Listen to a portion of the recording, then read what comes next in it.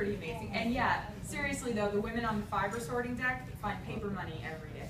So wow. Yeah, every single day, like good at job. least $5 a day. Wow. So yeah, so it's a fun little treasure hunt, you know. So that's cool. So I'm gonna have everybody get up because I want us all to have a conversation about glass.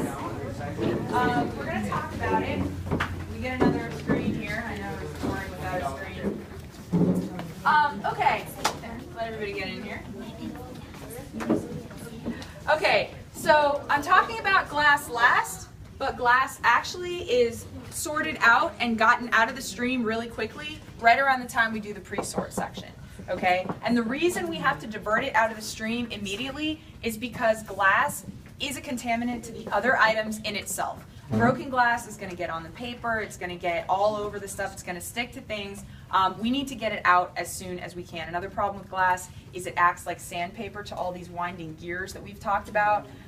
You know, all those gears like that are turning constantly. It's going to grind those down, and it's going to mess everything up. So we have to get them out of the stream as soon as we can. And I'll explain how we do that in a second. But glass, and the reason we're having sort of a little conversation about it is because it's really been a double-edged sword for a long time. But it's been a problem in our industry because of what I'm about to tell you. But it's also been mandated by a lot of counties and a lot of states. So it's kind of been like, well, glass is not really that easily recyclable, but well, it's mandated. So there's been this issue. Finally, people are reaching across the aisle, and glass is in a lot of states no longer even being accepted. We have operations in Georgia, and they're actually not going to be accepting glass in their recyclables anymore.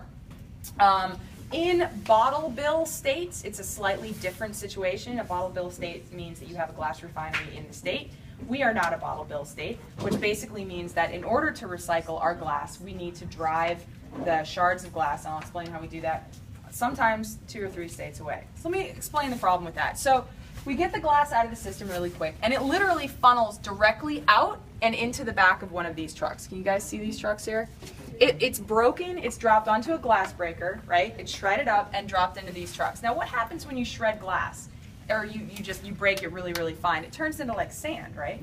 Right, and it started as sand, most glass started as sand, right? Right, but sand is heavy, right? So this is a really heavy truck. Look how big that is. Imagine filling that thing full of sand. And then what if you have to drive those shards of glass 3 states away to make new glass? It's kind of the same thing as the styrofoam, isn't it? Is that really a break-even game? I mean, like, are we damaging the environment more by having this heavy, heavy truck, multiple of these a day just at this location, driving states away to refine this glass to, let's face it, not as many uses as other things have being recycled. Sand, they can just get sand over there. Yeah, well, exactly. Yeah, and why do we need to, produce emissions for a truck that weighs probably 70,000 pounds to,